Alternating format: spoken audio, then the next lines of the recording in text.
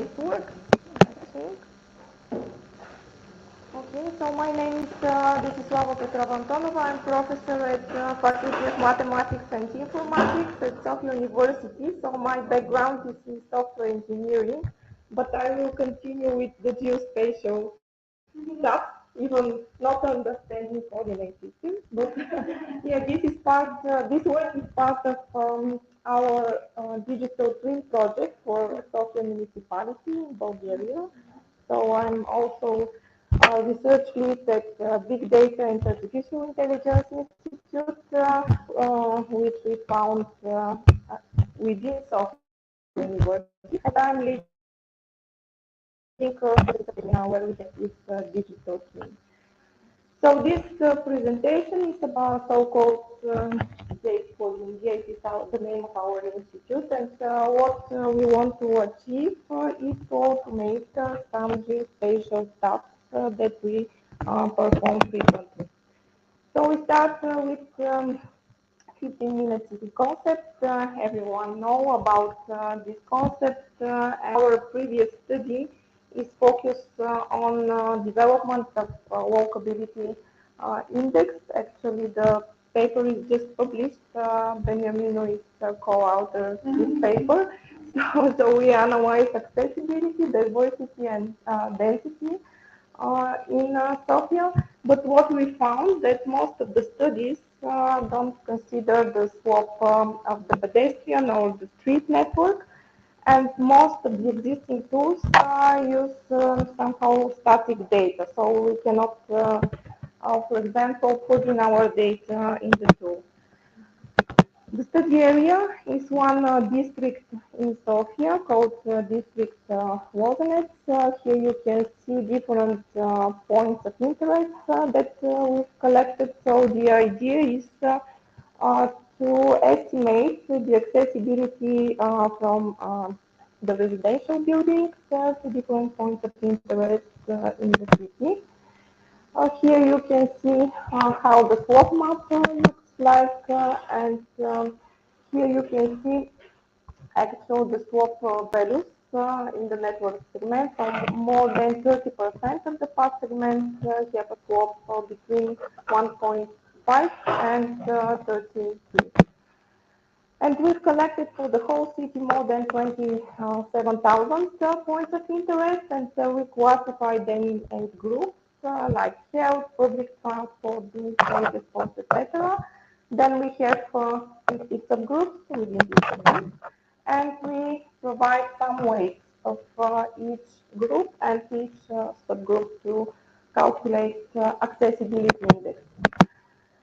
What is done is first we select how to calculate accessibility. So our plugin provides functionality for buffer analysis, also for network analysis without considering the swap. Then we have network analysis based on tabular hiking function applied, and then we have network analysis based on Naismith Langmuir rule for swap calculation. After that, we perform some calculation with all these available methods, and then we perform spatial join between points of interest and residential buildings by service area. Then we aggregate points of interest per distance per building, calculate the accessibility index, and of course we normalize the index to be from 0 to 100. And here you can see how the swap map looks in the area, and this map shows comparison between network analysis without swap and network analysis when we consider tabular hiking function. And then you can see comparison also between Naismith Langmuir rule and tabular hiking function. Here is how we calculate the accessibility index, and below you can see some example for calculation. For example, we have a residential building that have access to playground within 500 meters, and health center with 1,000 meters, and the pharmacy within 1,500 meters. So we have one point of interest that is from kids group, and it is from playground groups. Then we have 2 points of interest that come from health group, and they hold with different subgroups, and then we aggregate the index. Here you can see the user interface of the plugin. We also have calculations for Shannon and Simpson diversity indices. So the plugin is open source, you can download and can be integrated in QGIS. As I already said, the aim here is to automate some repetitions in the network analysis, because also the plugin performs this split of the pedestrian network automatically. So you have pedestrian network. From pedestrian network, we calculate graph network in order to apply, for example, Dijkstra algorithm. And then we put also in this network residential buildings and points of interest like vertices in this graph. So from here, the problem is in computer science, not in geospatial. So this was the idea to remove the geospatial component. And here you can see the results from all four analyses with buffer, with network analysis without swap, and other two analyses when we consider the swap. Not too much difference, but yeah, here maybe you can see the difference actually. So buffer analysis yields to optimistic results with maximum 95.98. Then we have network analysis without swap, and the result is a little bit lower. Then for the swap analysis, you can see how the accessibility is lower. So when the swap is higher, the accessibility becomes lower. So the final conclusion is that incorporation of the swap into calculations decreases the accessibility index up to 2.5 times in hilly areas. So it is important to consider when we prescribe something to the citizens. So this is the summary of what we did, and the future work consider to combine additional factors involved in 15-minute city concept. Also optimizing the calculation time for certain algorithms, maybe to use some parallel processing. Currently, we test only on one district, but want to expand on the whole city. And yes, this is already done for Shannon and Simpson in the field. This is already implemented. This brings me to the end of my presentation. Thank you for your attention.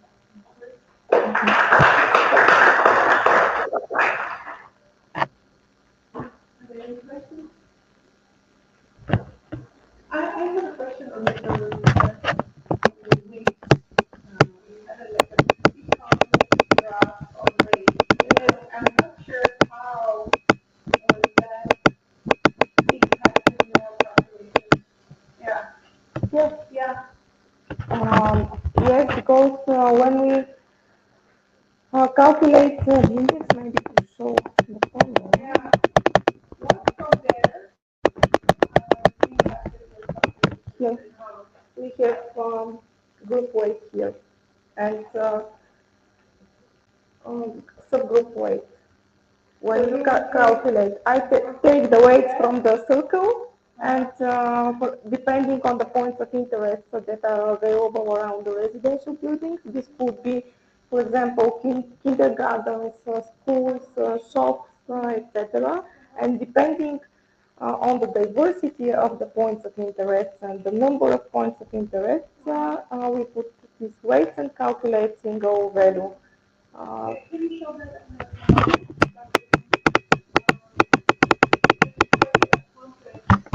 Yeah. It was very complex even to draw this. Yeah. So it would be, can you give an example of this? So, Yeah, we have here, for example, school group, and we have this specialized schools, secondary schools, primary schools, and preschools. The school gives 15 points here, and if you have preschool, you have, I think, 0.40. So the sum of all objects in the subgroup is 1. Yes. so you would add, for the range, you would add 15 plus 0.45 Yeah. for preschool. Yes. But first we look what kinds of objects are accessible within 15-minute walking distance. So considering pedestrian network. Yeah, because this is 15, 15, 15, it is for even powers 15 selected This is here, like powers 205. this is 8, 10, 6, and this. What does it mean? This is expert opinion actually, and our next work is focused to develop an application which provides citizens with opportunity to give weight, because for the young people maybe sports centers are important, for the mothers kindergarten. So now I have students and the master thesis is on this topic, to allow people to give weight and to pre-calculate. Okay, any other questions? The general difficulty is that immediately higher where you find the huge number of Yes, and the number and the diversity also. We can with the Shannon and Simpson diversity is also considered.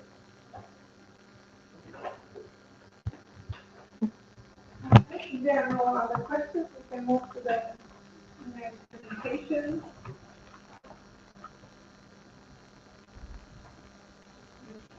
Yeah. Center, location, allocation, social and based on program. We are very curious about this one. What does it mean? Mathematical one.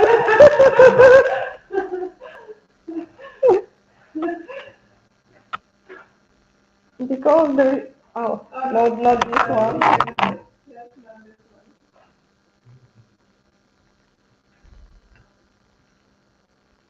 Let's see. Yeah. So,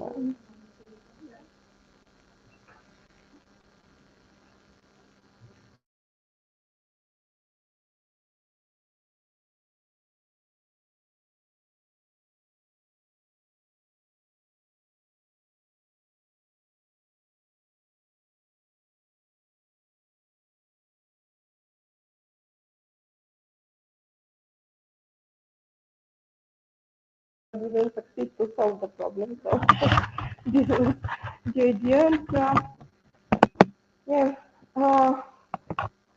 What is the problem formulation? So in Sofia, we have a problem with the kindergarten. So not enough public kindergartens available for the kids.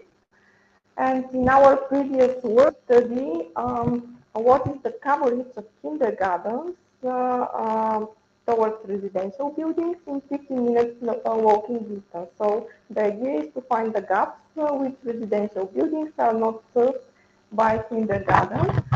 And another mathematical solution is applied here. This is simulated annealing algorithm. And then what we want to achieve is to prescribe the locations of the new kindergartens and to find optimal solution for their placement. So we use data for the population, for the kids, but this is estimated data. Information about the residential buildings, kindergartens, again, we consider pedestrian network in the city and available empty lots for the kindergarten. And again, we start with mapping of residential buildings to the pedestrian network of graph vertices. So here we can use the plugin in order to do this. Then we compute the shortest walking distances from each building to every kindergarten, applying this algorithm. Then we set distances exceeding 15 minutes to high constant value and succeed to generate a city-level data set with more than 83,000 buildings and 26 potential kindergartens. So we need to select from this kindergarten placement what is the best solution.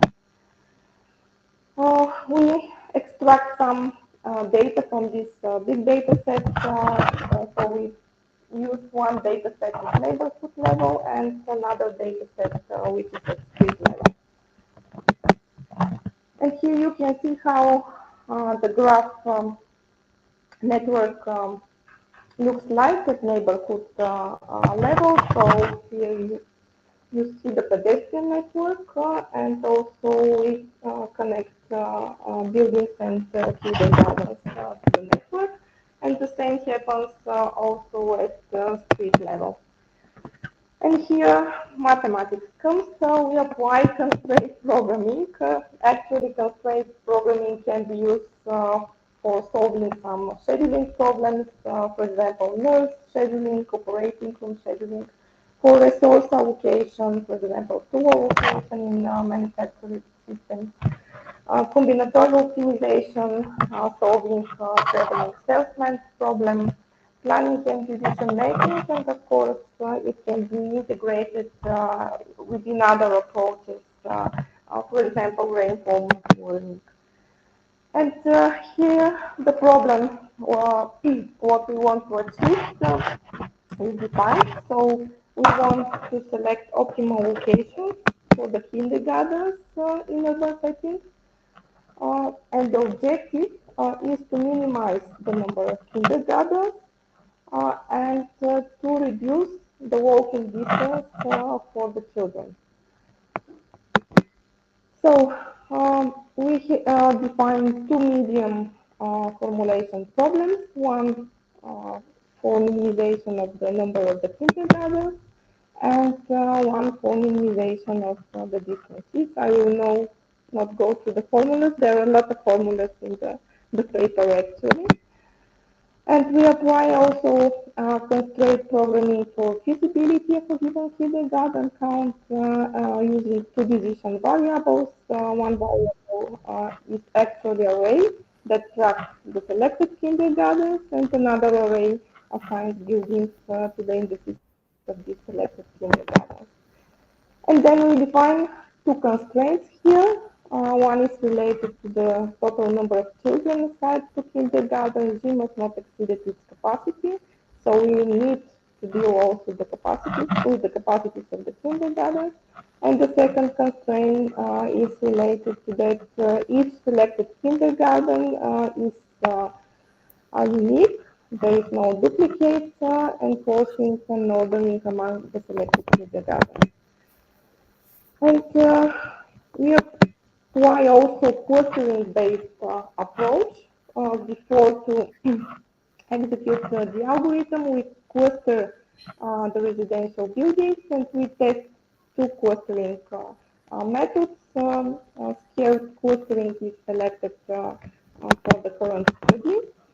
And we also developed two models, constraint programming models. One directly trying to solve the problem, and the second one actually relies on clustering for the assignment of the buildings. And both models successfully solve the location problem for smaller street level data sets, indicating that the first model is only applicable to small scale solutions. And we also test with the two solvers, Just and GeoCode, and the results show that Just outperforms GeoCode. And here are the results. Um, on the left for the neighborhood level and on the right for the street level.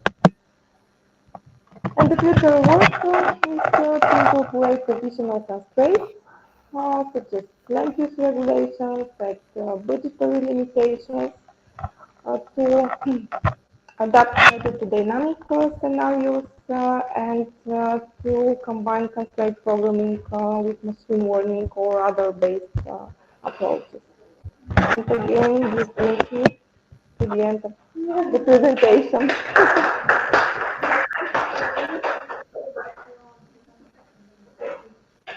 Yeah. Nobody familiar with constraint programming. Thanks for the presentation. I just wonder the calculation of the distance from building to the kilometers in the classroom. Is it a real distance or you calculate the distance from the network? From the network. Every time from the network. Yeah. We are happy that Tokyo municipality has very good pedestrian network and digital wise, and everything is calculated with the network. That is why we developed the programming because yeah, a lot of computation. The comfort only consider the billion distance and Yeah. not consider the barrier. Yes. Yes. Yes. This is work. We don't have to track information. We can include it actually. And with this mobile app also that we want to implement, we will allow the citizens to give a feedback on the pedestrian network. To report barriers for widening shadows, etc. How do we get the data? Computational power.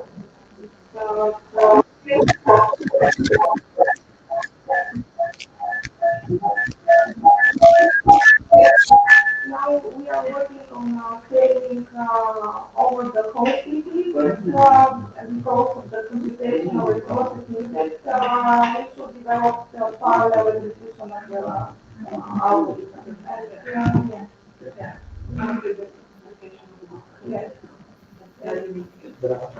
Because we consider the whole building. Yeah. Wonderful, thank you so much. And our last presentation will be.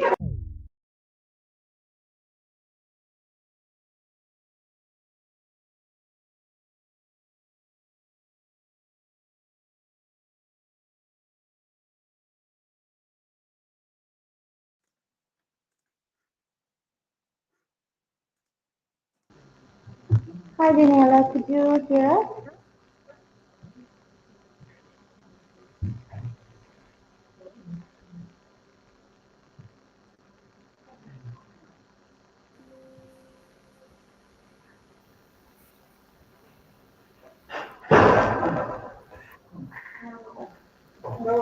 Open the door.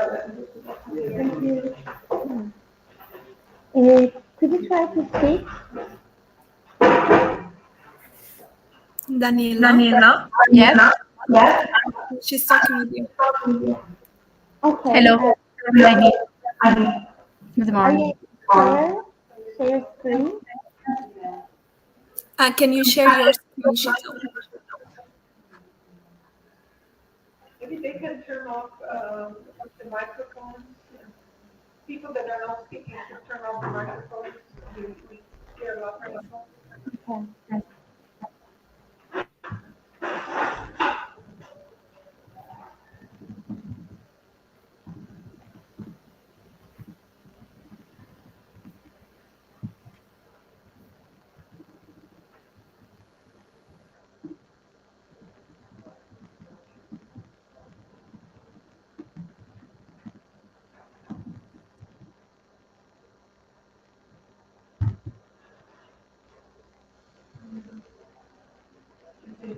Combine your online and preparing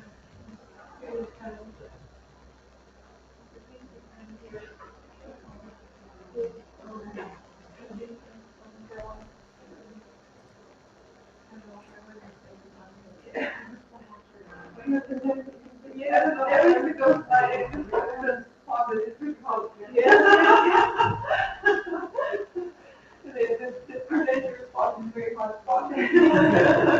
This ski time was really, it's like, you feel like you're under, I don't know, temperature or something.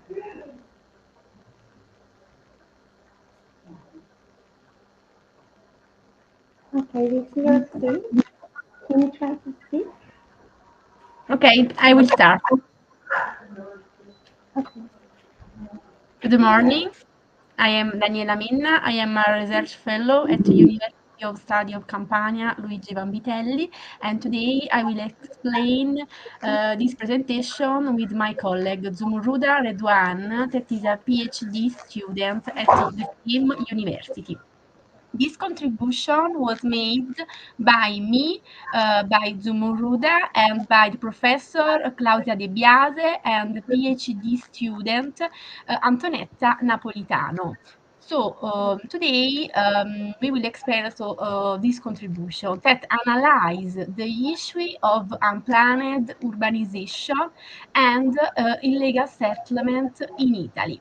It is a complex challenge for local government, especially in the South, because it is a long-standing problem that has created urban imbalance and territorial disorder.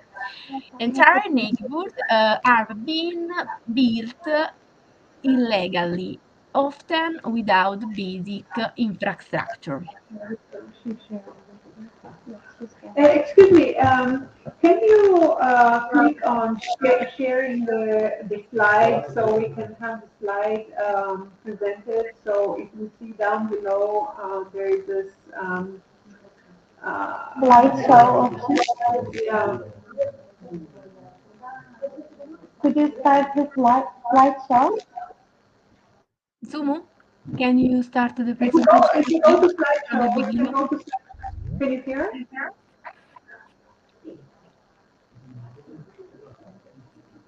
I can't hear you. If you go to share, but then you click slideshow. Daniela, can you share your screen? Share it from you. Okay, wait.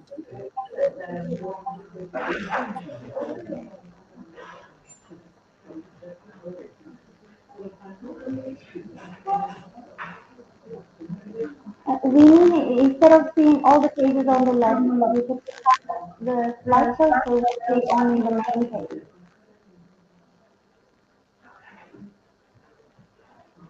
Okay. Okay. Now it's okay? Yes. Yeah. Okay, so good morning. So I will start my presentation. So today we will talk about illegal settlement.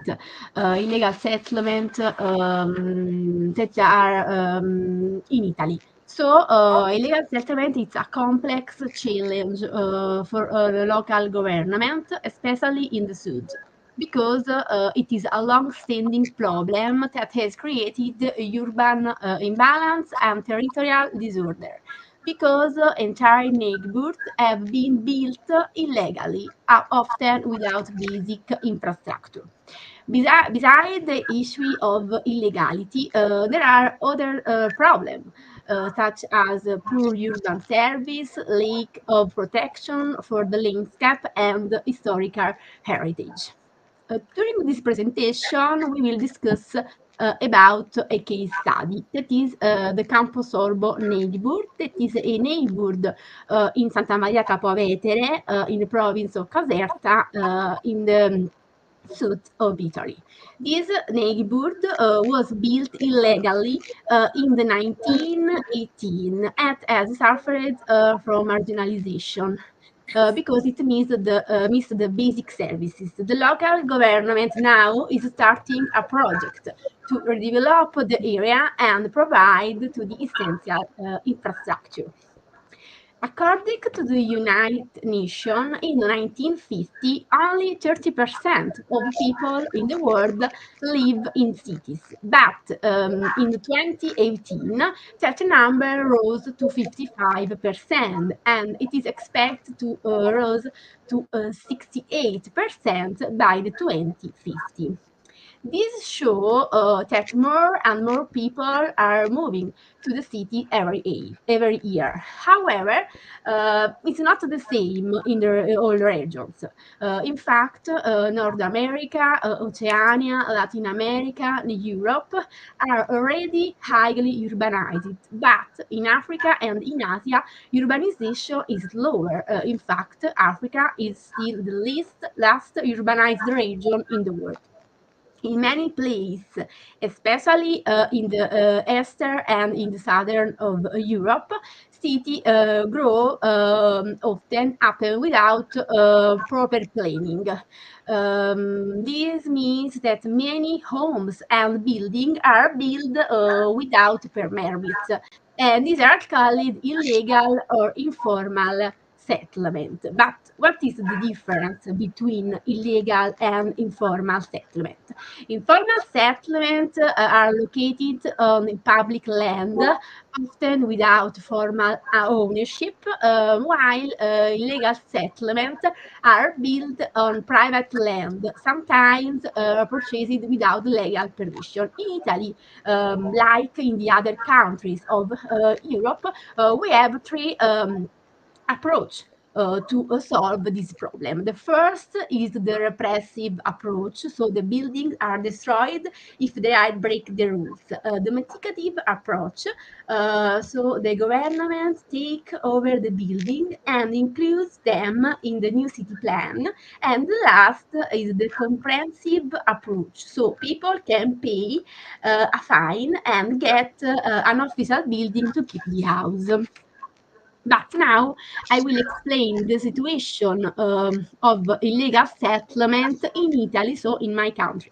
The word abuse in Italy means doing something wrong or too much, but in cities, so in building, abuse means building construction without permission. This is a problem in Italy, a real great problem, because it affects how people live, how safe they are, and the environment. After the Second World War in Italy, many people moved to the big city. There weren't enough homes, so they built illegally without permission. And in the 1985, with the law number 47, this law was made to help to fix this problem. In fact, over 4 million of people asked to legalize their homes. Then two more amnesty laws come in the 1920. 4 and 2003. But the problem now is already big. A report made in 2022 say that illegal buildings are rare in the northern only Italy, but it's very common in south and on the highland of Italy. In fact, for every 100 houses in the south of Italy, there are 42 illegal ones. So this is a problem because after the COVID pandemic, the construction restarted, and also because of weak cleaning and food control. In Campania, now I will show you the Campania region situation because it's very common in this region.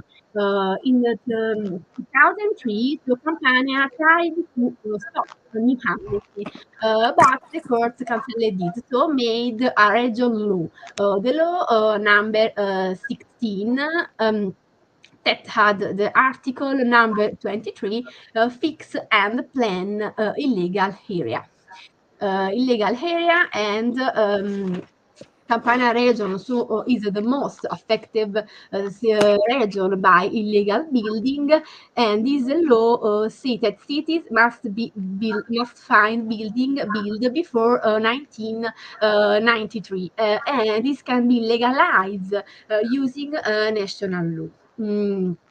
So in Campania, so maybe half of all building have no permit. The worst province are Naples and Caserta.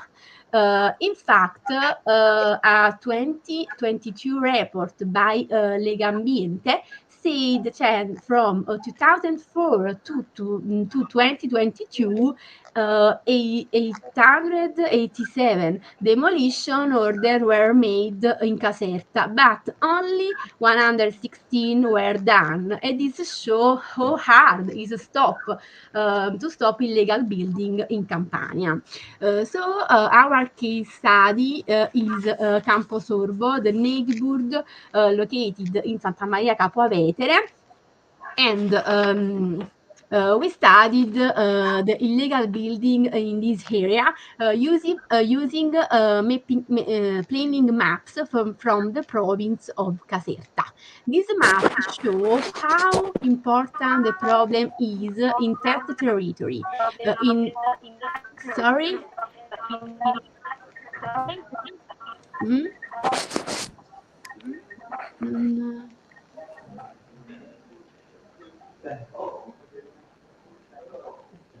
is important. So, in generally, illegal building, I can send you. I don't understand. Sorry. The,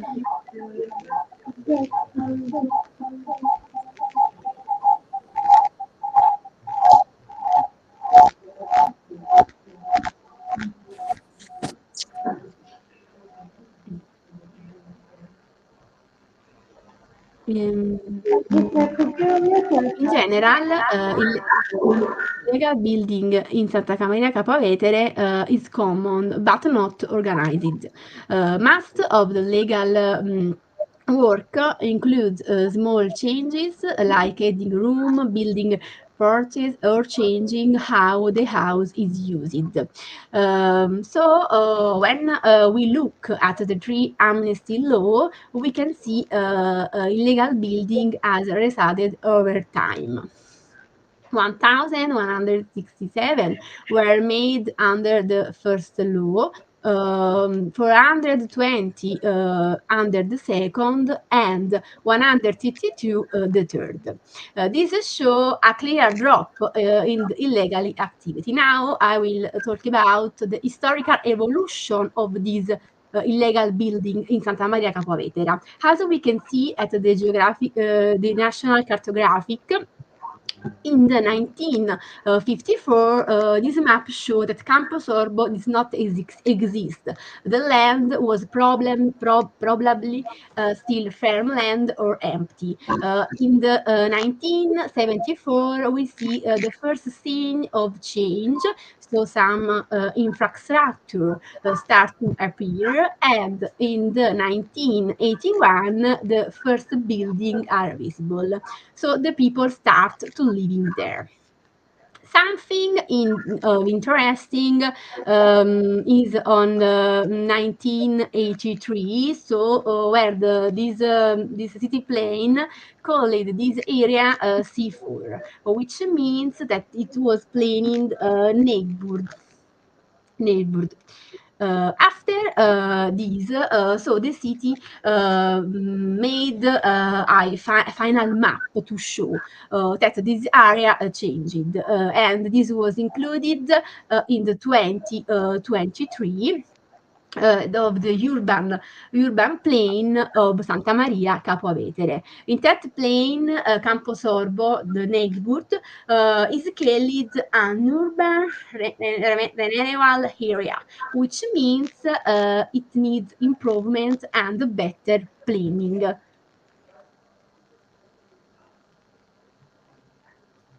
Now I will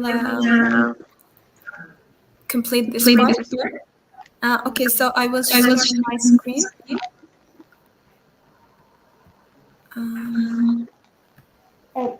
Daniela, your camera is sharing. 1 minute.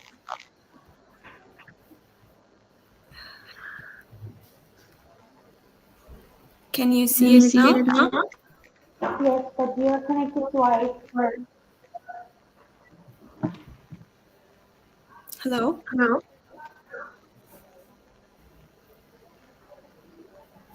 Well, for this part, which is the part of the land use classification for urban agriculture. So the first step is to develop a land use based classification, which we try to create four main categories to follow.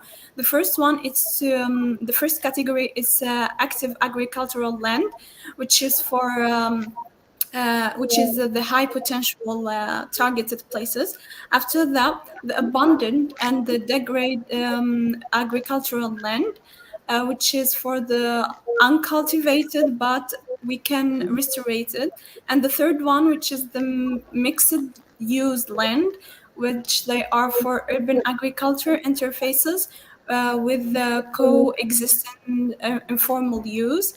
And the fourth category, which is the built-up area, which they are the fully urbanized zones with limited surfaces agricultural options. And the second step, which is use the classification to guide the assessment and decision making, which is about analyze land conditions and match it with the interventions to each land type.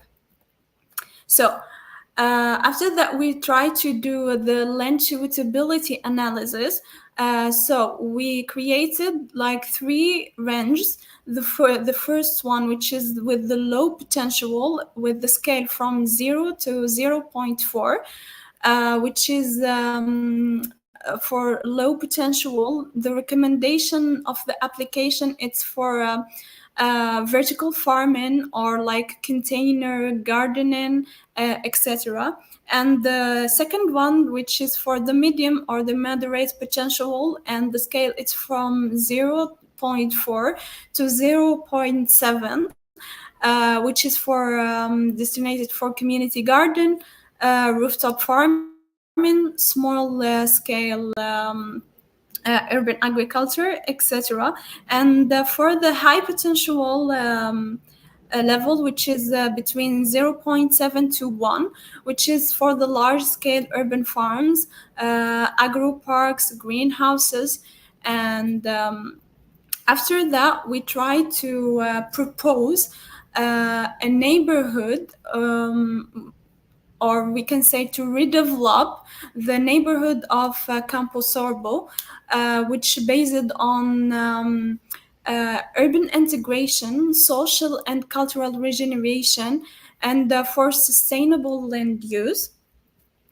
And we start this with some students from the University of Luigi Vanvitelli and some researchers within the project of ARPAE4 project funded by the Campania region in 2023.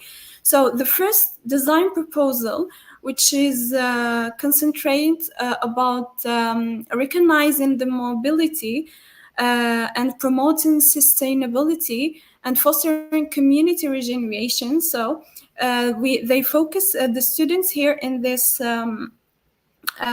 project try to focus on the mobility and reduce car use, also to add green spaces and urban gardens with eco-friendly buildings, also with the identity, include the identity of the community.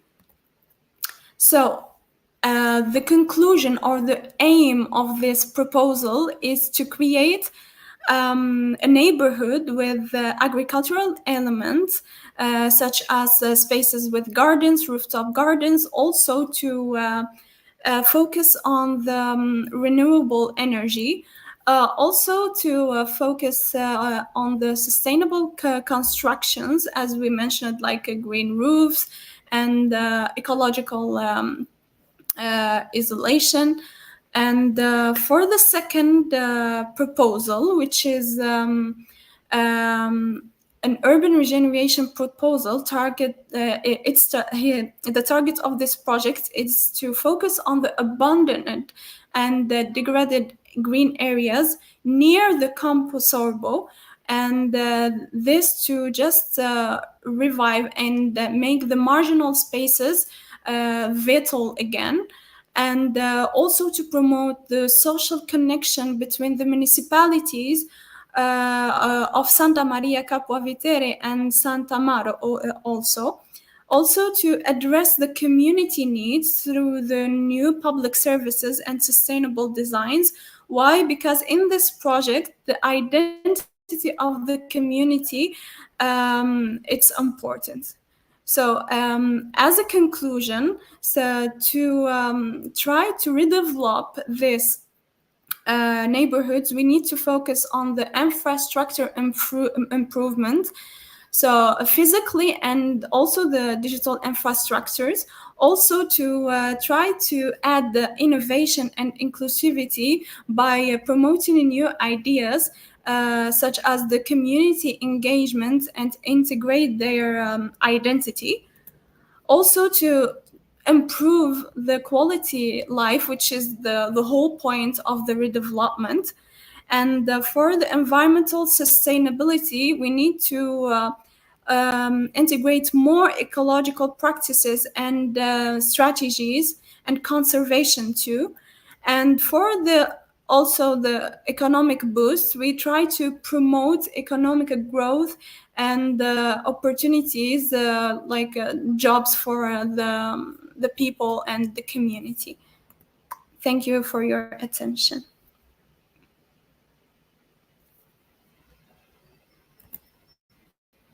Thank you.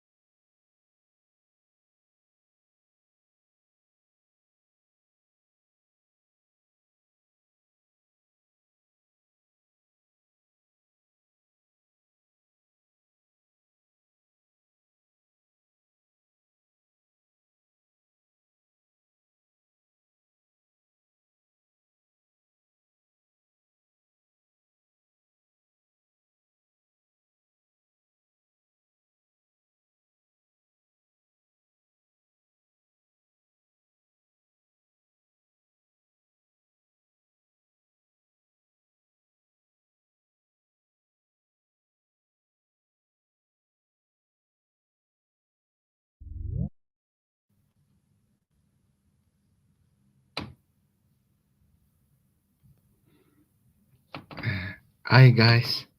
Sorry, I was. Can you hear me?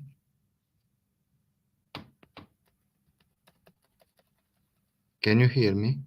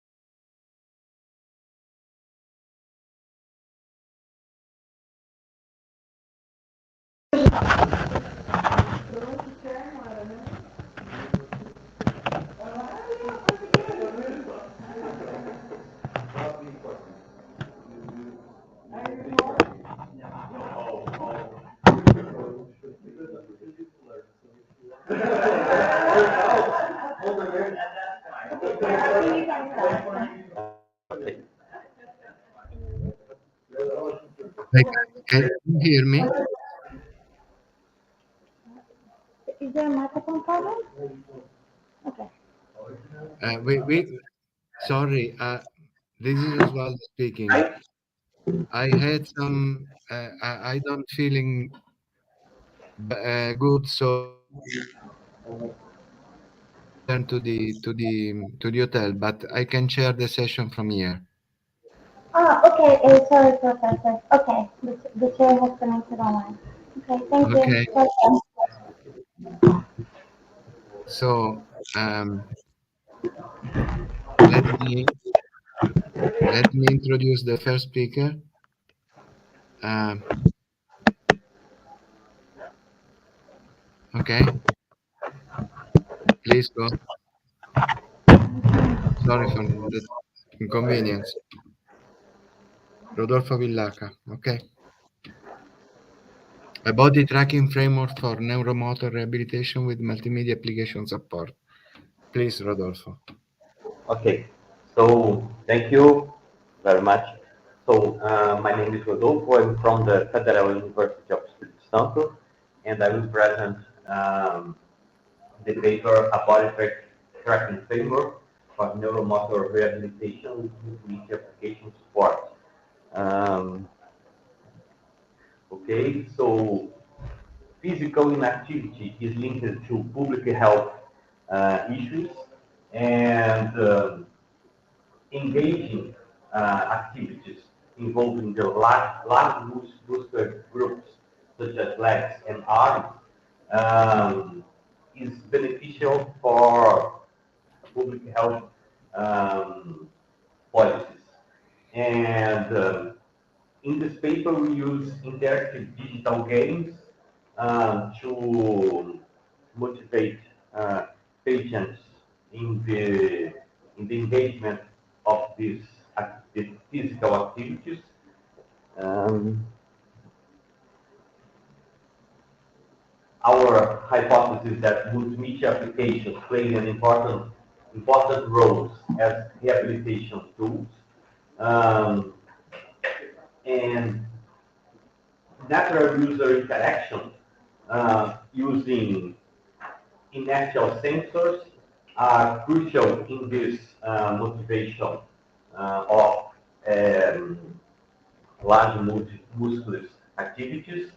And also, body tracking technologies are now widely used in the gaming industry, so it's possible to use this technology in this context. So this paper introduces a framework designed to simplify the creation of natural user interaction tools based on inertial sensors. Um, the challenges, the main challenge related to this work is achieving a natural and intuitive interaction method remains a key challenge in virtual reality application development, despite the accessibility and immersive capabilities provided by VR headsets. So we proposed and developed a method that facilitates the connection of multiple devices and these sensors, enables human body tracking, and supports the control of a virtual avatar. So we use a virtual reality device, biomechanical sensors, and an immersive game environment to stimulate people in the rehabilitation activities. So the the framework consists of a network of sensors strategically placed on the body, especially in arms and legs. Um, it's a pair of sensors, both in arms and legs, and these sensors are used to track the movement of the patient and being analyzed. Okay, so we use the data from these sensors to create digital representation of the user avatar. Okay, okay. Regarding the modeling of this framework, we use sensor devices, Bluetooth sensor devices, to collect movement data and rotating virtual objects in the avatar. Okay, and we have uh, we have a validation method to the Pico is a validation method to certify to find, to discover, and to validate the sensors of the users in the room of the experiment, and we have it is intended to be an automated discover method. It's important for us in the framework. This device interacts with a three-dimensional object in the Unity interface, which is the avatar, and this object, this class is can swap one X with another and invert the direction of each X. Okay. Regarding the interface, we have a VO module, also created in Unity. This VO module, has a controller, which is a management interface, and a configuration server to handle network communication between the sensor and the Unity interface. Okay, this interface is designed to be minimally invasive. We only put the sensors in the pages to be monitored, and we have a button to. Okay, we use a button to activate and deactivate the configuration interface, and also to discover the sensors in the area near the experiment place, and also a button to apply rotation compensation to all sensors in the area. So then the controller is responsible for receiving commands and applying to the model, and it's an API, okay, that it provides the necessary methods to to configure the session, and once the sensor is discovered, it is able to communicate with the configuration module and the interface. And then the applications. Regarding the applications we use, so we described, we developed an immersive brain puzzle. I will show this example in the next slide. Okay, a maze game, a penalty simulation, and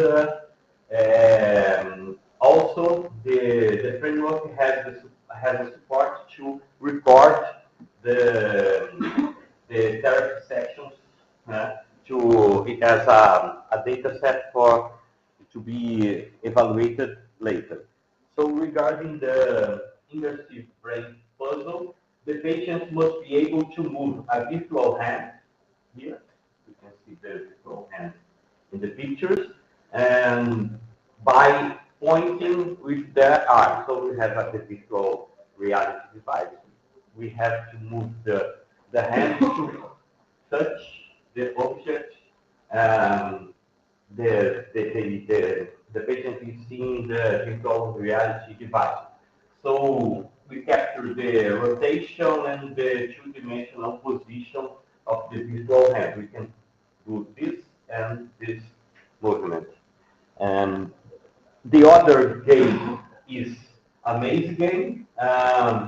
So the goal is to navigate in the in the in the maze, okay? And so we have to point and to collect the points in the maze. It's the points are feedback positive for the user, okay? The a panel simulation. So in the maze game and in the brain puzzle, we used sensors in arms, and in the panel simulation, the sensors are on the legs, and we simulate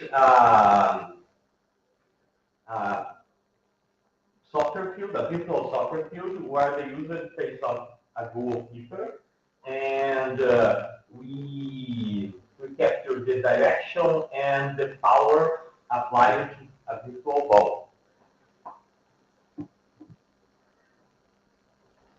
Regarding the mobility, so we use these three different scenarios to evaluate mobility tests. So we compared we compared our solution with the PI from optical by tracking, which is application developed with the virtual reality device. We also evaluate sit-to-stand tests with the patient, and we evaluate the goniometric angles formed by the lateral axis, by the abdomen and the hip, and the knee angles here were measured. So we have an application to stimulate the user to do the movement, connect the Bluetooth sensors, and record data in a data set. we used accelerometers and gyroscopes. Okay, regarding the visit curve, we record accelerometer, gyroscope, and a 3D rotation data in this movement, and we can see here that in this movement, the here is the right and the left right arm. We can see that the left arm has no movement, and the bicep is moving. So the opposite. I swap. All these results were obtained evaluating the sensors we captured in our space, in our virtual space. And here is the results with the accelerometer, so, the left arm and the right arm, for arm and for arm, okay.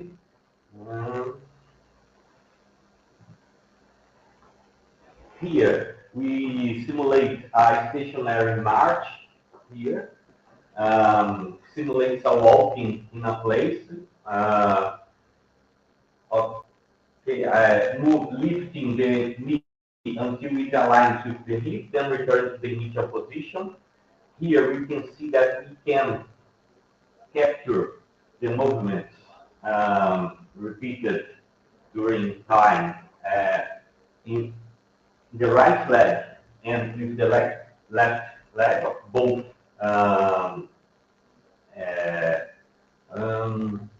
the knee and the hip. Okay. Here is the accelerometer results in the same example with the stationary march. The accelerometer data in the left arms are similar. We can see.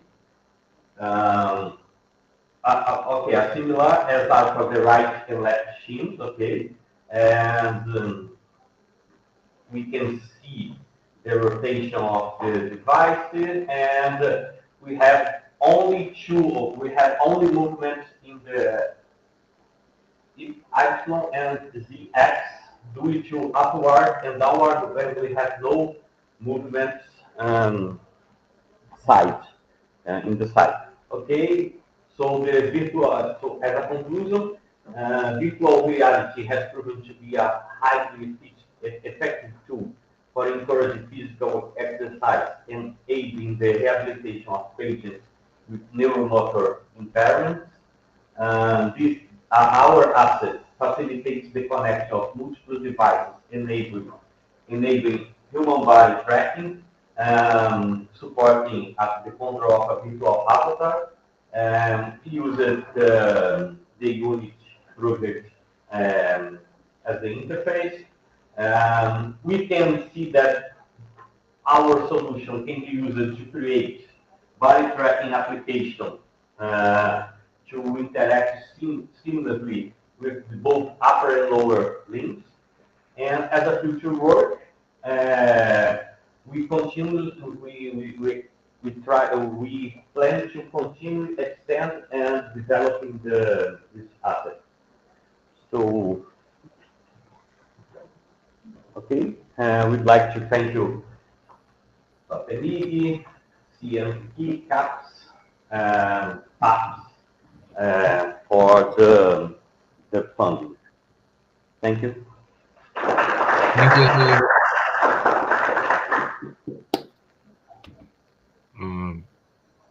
My compliments. Very, very interesting talk and application. Are there questions from the audience?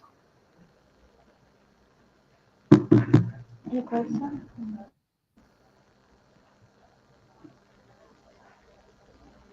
I will ask. What about the technical complexity of the device, the sensors?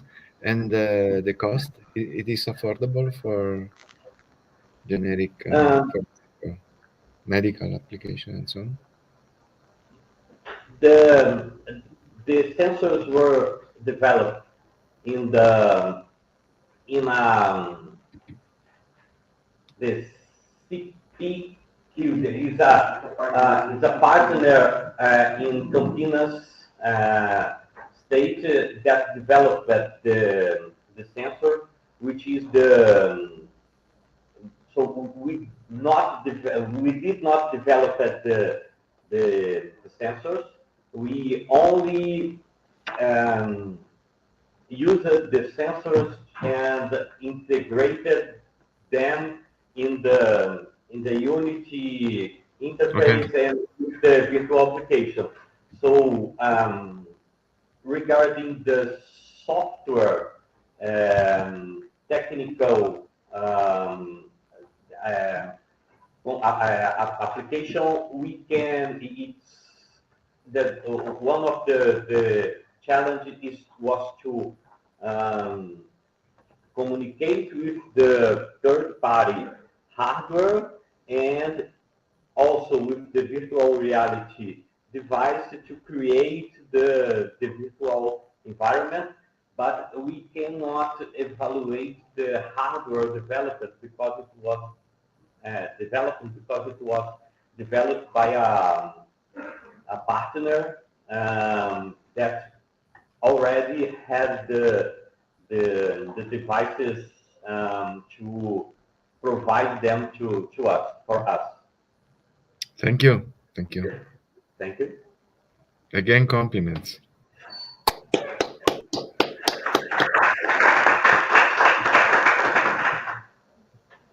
So the next presentation is the author are Gustavo Bonesso, Carlos Marcelo Guriao de Godoy, Tomio Saki, Dorio Saki, and Regina Coelho. A mobile-based automated eye blink detection and movement analysis, a machine learning approach.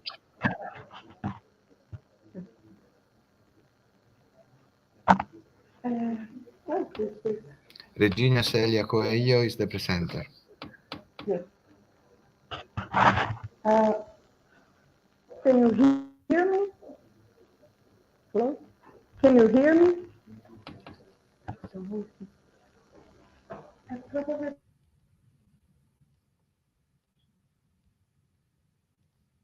Please go.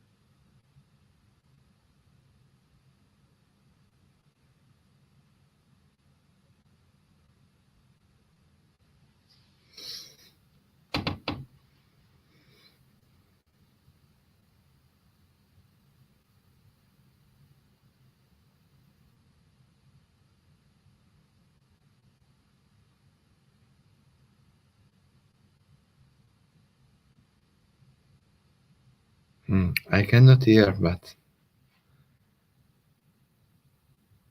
from remote I cannot hear.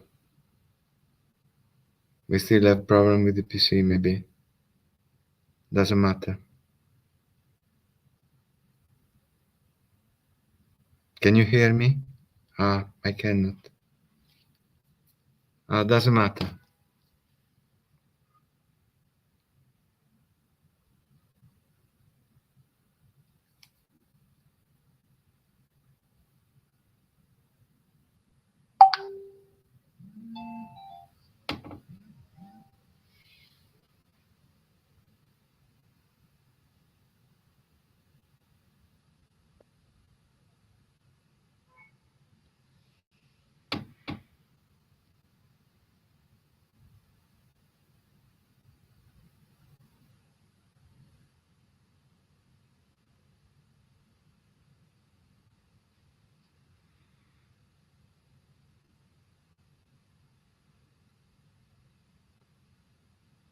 Please go ahead.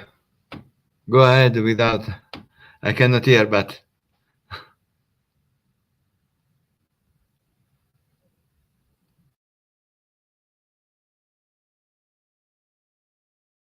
I will follow the slide. Don't worry.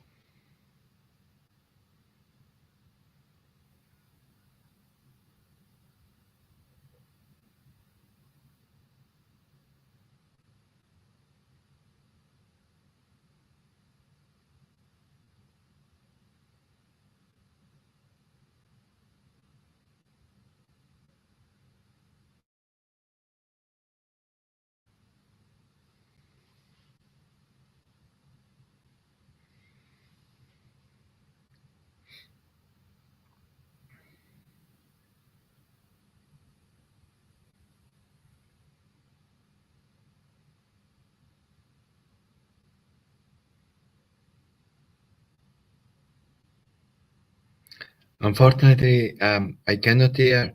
I hope you can hear me. I don't know if there are questions from the audience.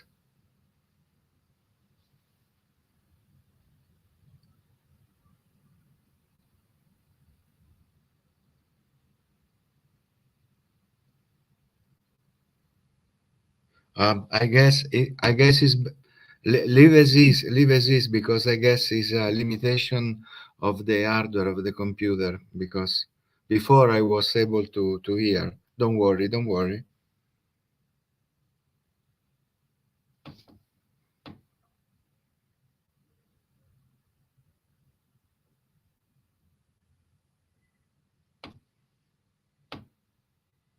Okay. So compliments again for the nice presentation. Also in this case, very useful application for medical purposes. Okay. I had a question in mind, but you responded me in the future work. I was thinking to ask regarding the real-time analysis, but you already uh, point out that are in your development plans. Okay, compliments again. So now is the last paper of the session, fortunately, since it's quite hard. I'm so sorry. I apologize again, but I had some problems before. The last paper, the authors are Dariush Ibrahimi, Darpan Ratpa, Ishan Shah, Rashid Shah, Krish Goel, and Fadi Alzori. The title is Dynamic Parking Space Allocation for Real-Time Urban Management. Please.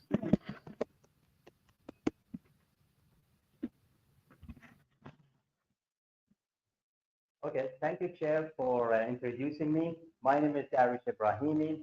I'm here to present post project of my students. Actually, this is a project for one of the courses that I taught at university. I'm from the L'Oreal University in Waterloo, Canada. So the title of today's presentation is Dynamic Parking Space Allocation for Real-Time Urban Management. Now, since this is a group project, actually, the the group member, they had a fight between them who can come and present here in Turkey. But since they couldn't decide on anyone, so I told them, no one's going to come. I will go there and present. And actually, Fadi Al-Zuhuri, this is my friend. He had a very good smile, so I put him here in the paper. I'm joking, just he helped us in editing the paper and making it very nice to be accepted in this venue. By the way, the student, in order to punish me, to punish the professor, no one prepared the slides, so I had to stay awake last night to prepare this slide. But anyway, I put all the details required for this one. I will make it very easy and simple. So I will start with giving you the introduction. I will talk about the motivation and objective, and then I will just tell you what was the contribution of this work, and also I will start after giving the contribution with the system model to know the environment and the system itself, and eventually I will describe the problem in detail, and then I will propose solution that we came up for the problem to solve it, and eventually we evaluate the performance of the system that we propose. And eventually I will conclude by giving some future goals. So to start with, first of all, we need to know the motivation behind this work. We know that over time, those growing time by time. So we see a lot of vehicles in the city, especially in a crowded city like here in Istanbul. We see that a lot of vehicles on the road.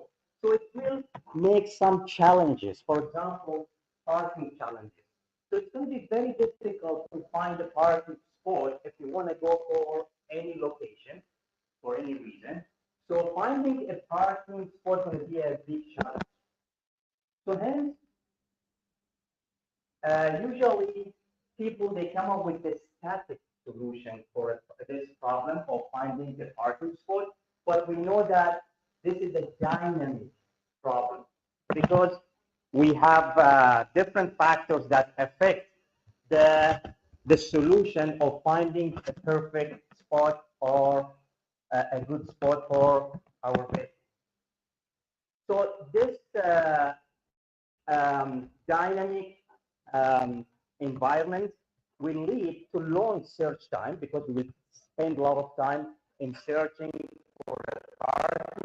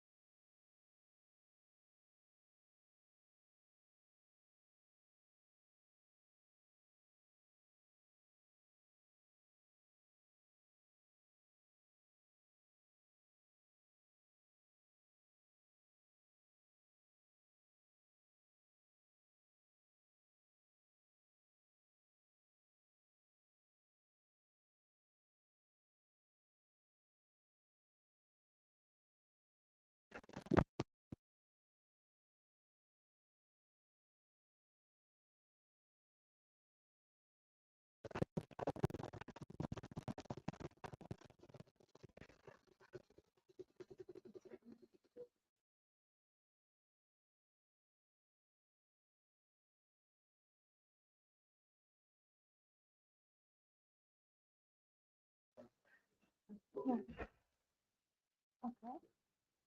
Right. Hmm.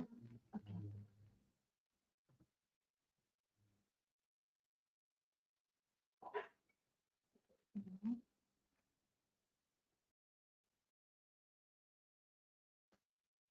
Okay, I think I touched the table. Yeah.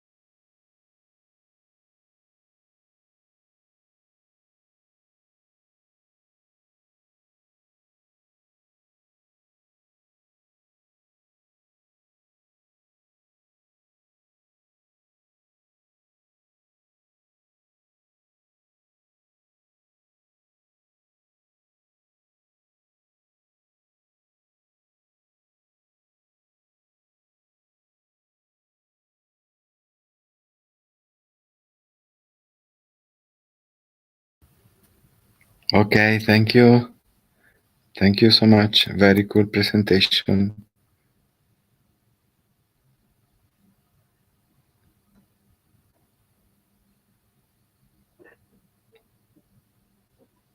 Are there questions from the room?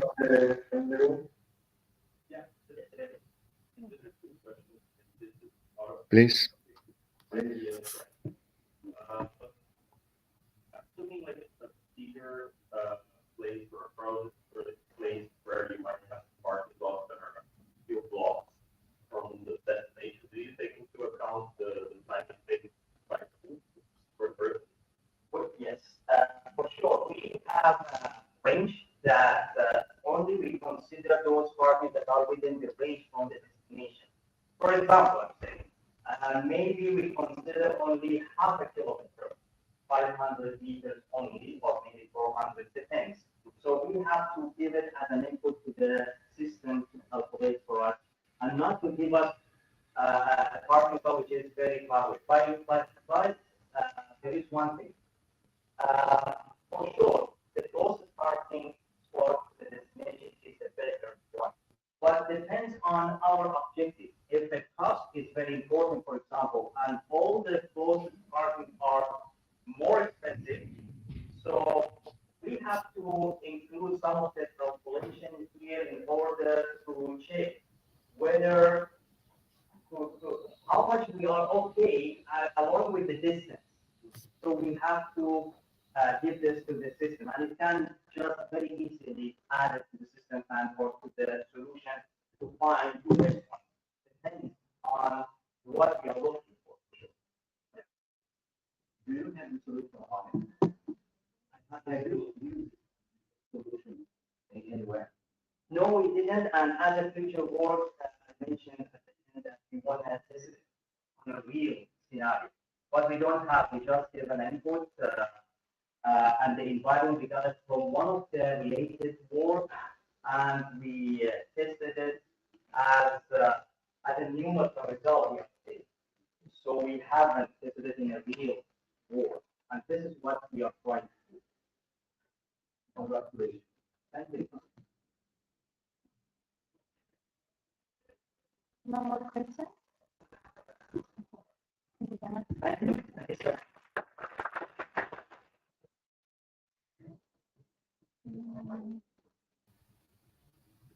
Okay, so thank you for attending the session. I apologize again for the inconvenience, and thanks for attending.